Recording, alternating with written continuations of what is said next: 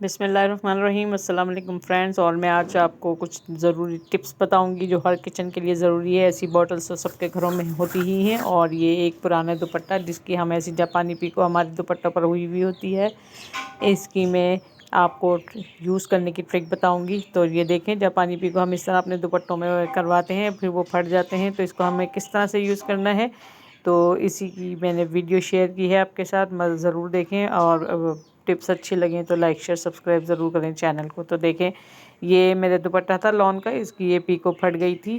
तो इस तरह से ये उतर रही थी, तो मैंने इसको देखें इस तरह से कट कर लिया है। इसका हम क्या करने वाले हैं मैं आपको आगे वीडियो में बताऊंगी। बहुत ज़रूरी और ये काम वाली चीज़ आपकी बन जाएगी। और आपको जिस तरह इसको ख़रीदने के लिए पैसे खर्च करने पड़ते हैं वो भी बच जाएंगे। तो ये देखें, मैंने ये उतार ली है दुपट्टे पर से।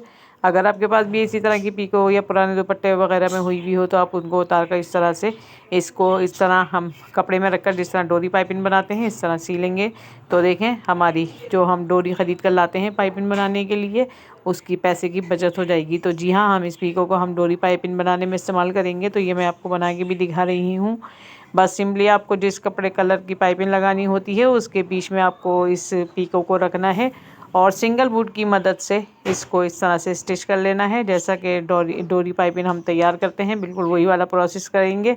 और फिर आप देखेंगे कि कितनी नीट और क्लीन आपकी ये डोरी पाइपिंग तैयार हो जाएगी। बिना पैसे खर्च किए आप घर में डोरी के बगैर भी डोरी पाइपिंग बना सकेंगे। तो ये पीको को हम डोरी पाइपिंग में इस्तेमाल कर सकते हैं। और अगर आप कहीं और इस्तेमाल करते हैं तो हमें ज़रूर कमेंट में बताएं और अपनी टिप्स भी हमारे साथ शेयर करें। हमारी वीडियो और टिप्स वगैरह पसंद आए तो शेयर्स और सब्सक्राइब चैनल को ज़रूर करें। तो ये देखें, मैंने कितनी आसानी के साथ इसकी ये डोरी पाइपिंग बना दी है।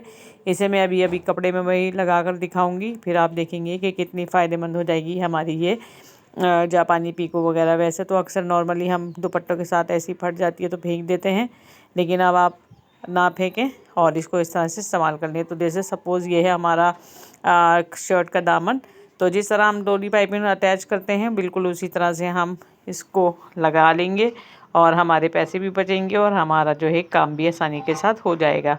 तो जैसे हम दामन में डोरी पाइपिंग लगाते हैं बिल्कुल वही उसी प्रोसेस के साथ मैं आपको यहाँ डोरी पाइपिंग लगा के दिखाऊंगी। और जितनी बारीक और जितनी मोटी आपकी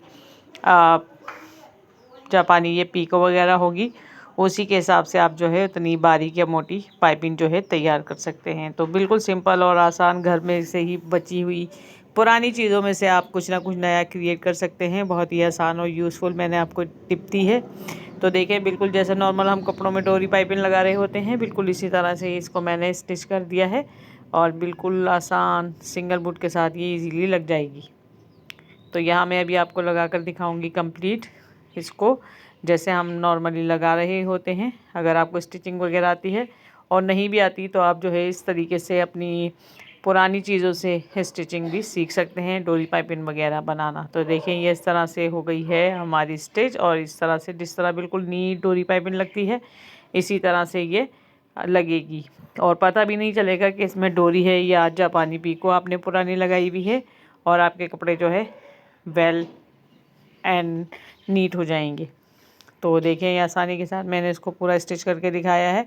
और अभी मैं आगे इसको फोल्ड करके भी दिखाऊंगी कि आप किस तरह से इसको टर्न करके अपने चॉक्स पर भी लगा सकते हैं। तो जैसे नॉर्मल तरीके से हम लगा रहे होते हैं डोरी पाइपिंग, सिंपल वही तरीका है स्टिचिंग का इसका। तो कैसी लगी है ये आपको टिप, ज़रूर कमेंट में बताएं। तो ये इस तरह से मैंने इसको कर दिया है स्टिच और ये इस तरह से हमारी है। अगर हम इस तरह पीछे मोड़ के इसको सिलाई कर देंगे तो बिल्कुल ये हमारा जिस तरह चाक दामन मोड़ते हैं उस तरह ये हो जाएगी। तो ये बिल्कुल डोरी पाइपिंग जैसी लग रही है और मैंने इसका लिया है कलर ग्रे। तो होप कि आपको वीडियो में क्लियर नज़र आ रहा हो। बिल्कुल परफेक्ट किनारा जैसे हम बनाते हैं बिल्कुल वही बन के तैयार हुआ है और हमारे कोई पैसे वगैरह भी इस पर नहीं लगे। कभी कभी होता है कि हम जो है डोरी पाइपिंग घर में ही बना रहे होते हैं और उसके लिए डोरी ख़रीद कर लाते हैं। तो अब आपको डोरी ख़रीदने की ज़रूरत नहीं रहेगी। आप पुराने दुपट्टों में से इस तरह की पीको को निकाल कर आप जो है पाइपिंग बना सकते हैं। तो ये देखें, ये इस तरह से हम चाक में भी लगा सकते हैं। तो ये है मेरी पहली टिप। और इसके बाद हम चलते हैं दूसरी टिप की तरफ। तो ये देखें, इस तरह के खाली बोटल्स या जार वगैरह सबके घरों में होते हैं। तो ये किसी टैबलेट्स वगैरह की कोई बोतल हो आपके पास खाली तो उसको लें और उसके पीछे जो है ग्लू गन लगाएं। किसी गम या किसी चिपकने वाली चीज़ से आप जो है इसके बेस में इस तरह से लगा लेंगे तो ये बहुत यूज़फुल आपके काम आएगी। और ये इस तरह से मशीन के साथ अटैच कर दें तो ये यहाँ जम जाएगी। अब इसमें हम जब धागे वगैरह डालते हैं या फिरकी भरते हैं तो ये जो रील होती है इधर उधर भाग जाती है, फिर उसके पीछे भागना हमें पड़ता है। तो इस तरह डालकर आप इसको लपेटेंगे या फिरकी भरेंगे तो इजीली ये जो है भर भी जाएगी फिरकी और आपकी रील जो है इधर उधर भागेगी भी नहीं। तो ये थी मेरी सेकंड टिप। कैसी लगी कमेंट में ज़रूर बताएं। और ये देखें, ये मैंने इस तरह से लपेट के आपको दिखाया और ये अपनी जगह पर मौजूद है और भागी भी नहीं। अब ये मेरी तीसरी टिप है। ये जो मैंने जिस दुपट्टे में से पीको निकाल ली थी ये दुपट्टा बिल्कुल एज इट इज़ साबुत का साबुत है, बिल्कुल सही कंडीशन में है। आप चाहें तो इससे पिलो कवर वगैरह बना सकते हैं, लेकिन मैं यहाँ बनाऊँगी ऑर्गेनाइज़र। और ये ऑर्गेनाइज़र सबने अक्सर घरों में देखा होगा, बहुत इजी है। जिस तरह से हम कपड़ों को फोल्ड करते हैं बिल्कुल इसी तरह से मैं इसको पहले अर्ज़ में और फिर उसके बाद लंबाई में इस तरह से 4 फोल्ड कर लूँगी। तो ये मैंने इसको पहले डबल में फ़ोल्ड किया, फिर उसके बाद यूँ लंबाई के रुख पर इसको फ़ोल्ड कर दिया है। तो मैं इसकी फ़ोल्डिंग आपको अच्छे से दिखा देती हूँ ताकि आपकी समझ में आए। ये देखिए, ये लंबाई के रुख पर हमने इसको फ़ोल्ड किया तो ये हमारे पास इस तरह का ये 4 तहों में ये एक लंबा सा फैब्रिक तैयार हो जाएगा। तो ये हो गया है हमारे पास 4 फोल्ड में। मैंने इसको कर लिया है फिनिश, ये बिल्कुल नीट। आप चाहें तो सिलाई भी लगा सकते हैं, लेकिन मैंने सिलाई नहीं लगाई क्योंकि फिर बाद में हमें किसी और चीज़ में इसको यूज़ करने में आसानी होती है। तो ये देखें, इस तरह से इसको मैंने फ़ोल्ड कर लिया है। अब इसका ये साइड लेंगे, जो चौड़ाई वाला साइड है, अब यहाँ हम अटैच कर देंगे एक हैंगर और हैंगर लगा देंगे इसको दोनों साइड से। इसको सीधा कर लेंगे।